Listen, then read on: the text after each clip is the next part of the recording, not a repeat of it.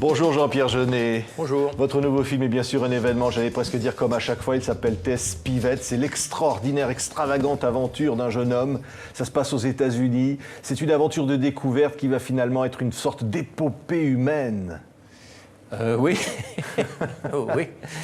C'est d'abord un bouquin de Ralph Larsen que j'ai découvert il y a 3 ans. Et j'ai rencontré l'auteur et j'ai rencontré un fils, je pourrais dire un fils spirituel, il a 30 ans de moins que moi, mais on vit dans le même univers. Et en même temps, j'ai vu l'opportunité de filmer la nature, les grands espaces américains, un film en américain, en langue anglaise, et surtout l'opportunité d'utiliser la 3D comme personne ne l'a utilisé jamais, je pense. Donc voilà tout ce qui m'a motivé. C'est la découverte de l'enfance, c'est cette espèce de regard de curiosité sur le monde où finalement on peut presque changer le monde, même quand on est un enfant. Bah ça, l'univers de l'enfance est très présent dans tous mes films. J'ai la chance d'avoir gardé ça en moi. Et une fois de plus, c'est aussi quelque part l'histoire d'un petit pousset qui va lutter contre un ogre, ce qui est un peu le thème de tous mes films. Même l'histoire de Pi que j'ai failli faire, que je n'ai pas fait uniquement pour une question de budget, c'était encore une fois, le tigre était l'ogre, et c'était encore un enfant qui luttait contre un ogre. Voilà. Et là, il lutte contre sa culpabilité, c'est ça son ogre. Et il reste un enfant, regardez ces images. Dans la famille Spivette, on est tous un peu atypiques. Ah, mais c'est un du Japon! Mon père a l'âme et la mentalité d'un cow-boy. Et ma mère se prend pour une grande naturaliste. Comment ont-ils fait pour se plaire? Mystère. Ils sont comme le jour et la nuit. Et il y a aussi ma sœur Gracie et ses rêves de paillettes. Et puis il y a moi, T.S., le surdoué, le scientifique. Et enfin mon faux jumeau, Layton, le casse-cou.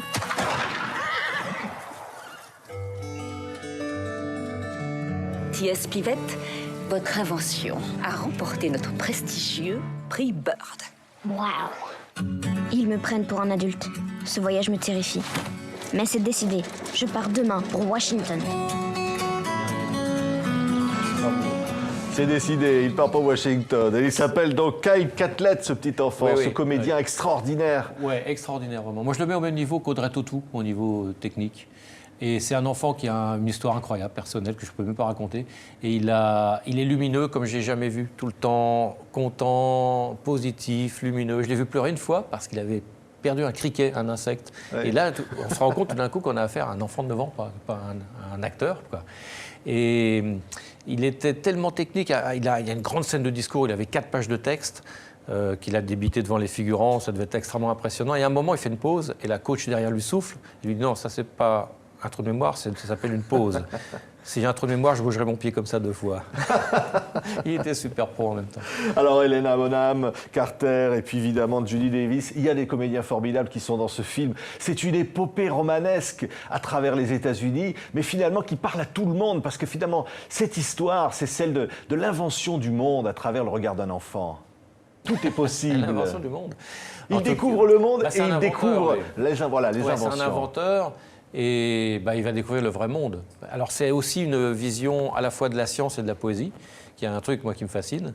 Hubert Reeves, le physicien, le scientifique canadien, disait on peut parler du Soleil en le décrivant scientifiquement, avec sa composition chimique, et on peut en faire une poésie comme Baudelaire sur le Soleil. Et il y a 2 approches. Et on l'a physiquement mis dans le film, ça. Le gamin a récité un poème, et puis après, voilà. Donc c'est une des approches du film. Il y a aussi tout un visage de l'Amérique. Les Américains, ils sont très sensibles. Ils ont vu une espèce de critique un peu de l'Amérique. Oui, parce qu'il y a les armes. Le papa, il se sert des armes. Alors les armes, c'est une invention, mais ce n'est pas une invention positive. Lui, il veut de l'invention positive. Ouais, le retour de l'obscurantisme, etc. Et puis, en même temps, il y a une aventure avec eux, comme on a tous rêvé d'avoir quand on était gamin, de prendre un train de marchandises, de traverser tous les États-Unis. C'est une traversée. Il va rencontrer des méchants. Ça ne va pas être facile d'arriver jusqu'à Washington, d'être reconnu. Il rencontre des méchants. Il y avait un vrai méchant, on l'a coupé finalement. Il y a une séquence télévision. Là, vous vous moquez un petit peu de la télévision. Oui, il y a beaucoup d'humour. Hein. Oui, il y a un truc moi, qui m'irrite un petit peu en ce moment, c'est que s'il n'y a pas scandale, polémique et controverse, ça ne va pas. Il faut absolument trouver le truc qui gêne. Donc lui aussi, il est confronté à ça et qu'il n'a qu'une envie, c'est de retourner dans son ranch faire ses dessins, comme moi quand je suis confronté aux médias.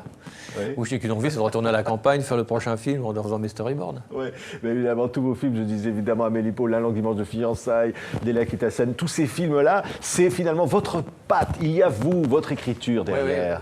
Oui, ça s'appelle un style. Ouais. Et c'est à la fois un avantage et un inconvénient. Je peux dire un inconvénient parce que quelque part, les metteurs en scène qui n'ont pas de style, qui sont des grands metteurs en scène, je cite toujours Polanski, peut-être ont une longévité plus grande, plus longue, parce que quelque part, on a moins l'impression qu'ils font toujours la même chose. Vous voyez ce que je veux dire? Mais en même temps, moi j'aime les metteurs en scène à style, les Tim Burton, les frères Cohen, les David Lynch. Les Sergio Leone. Les Sergio Leone, n'en parlons pas, les Fellini, tout ça, on reconnaît en 5 minutes, même pas 5 minutes, en 30 secondes leur style. On va regarder en même temps qu'on parle votre style, on va voir toujours quelques images de ce Spivett formidable. C'est ça le style. Votre style, c'est quoi? C'est évidemment, on va dire, c'est une certaine couleur, c'est une certaine image somptueuse, évidemment, avec la 3D là, pour la première fois à l'écran. Vous pouvez monter ou pas? Oui, bien sûr. Vous reprenez la question. Oui, c'est ça. Votre style, c'est quoi alors? C'est un mélange de couleurs un peu particulières. Encore que dans ce film-là, comme c'est une histoire plus réaliste, j'ai tempéré, c'est plus National Geographic, je dirais. Un mélange de ça, de focales courtes, d'où l'influence de Sergio Leone. Regardez en même temps les images, là, on les voit à l'écran. Ouais. Oui. Et puis le monde de l'enfance, et puis un certain humour, il y a des constantes. Oui. On voit ici les images, c'est une découverte. Finalement, comme le cinéma doit être une découverte pour cet enfant. Il a le regard neuf. Il a le regard neuf, il a 9 ans dans l'histoire, 10 ans dans l'histoire et 9 ans dans la vraie vie. Et c'est incroyable de voir que ce petit bout découvrait aussi la vie à travers un tournage, était la star d'un tournage, avait une maturité absolument incroyable. Le mélange entre la vie et le film est très touchant pour moi, qui rejouait un peu le rôle du père qui était absent dans la vraie vie. Ouais. Extravagant et évidemment prodigieux voyage. Extravagant parce qu'évidemment il n'est pas comme tout le monde quelque part. Ben non, il est archi doué. Mais dans la vraie vie aussi, c'est ça qui est terrible. Il parle 5 langues. Il est champion du monde des arts martiaux de moins de 7 ans.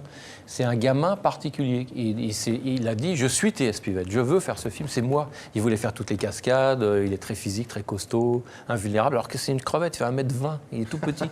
Au festival de San Sebastian, les gens étaient hallucinés en sortant de voir à quel point c'est une petite crevette. On ne se rend pas bien compte à l'écran comme il est tout petit, fragile. Et les autres personnages sont là, ça fait une histoire extravagante mais très touchante. Il y a beaucoup d'émotions dans ce film. C'est une des raisons pour laquelle j'ai choisi d'adapter ce livre. Il y a une séquence d'émotions incroyable. Ouais. Il est là le livre, voilà. vous voyez. Il est ça, c'est avec la fiche. Il est réédité là en même temps. Si vous que tournez le la couverture, vous avez la vraie couverture du livre. Ah, on va la montrer. Ah ben là voilà, elle est là, la vraie couverture. Le livre de Ralph Larsen, ouais. Et donc, quand j'ai lu la séquence d'émotions, je me suis dit, ça c'est pour moi, parce que dans mes films, j'ai peut-être jamais été autant vers l'émotion. Et ça m'a vraiment bouleversé. Je me suis dit, allons-y, il faut le faire. On va pleurer, mais avec bonheur. Merci Jean-Pierre Jeunet. T.S. Pivett qui sort sur les écrans. C'est votre nouveau film événement. Merci Jean-Pierre Jeunet.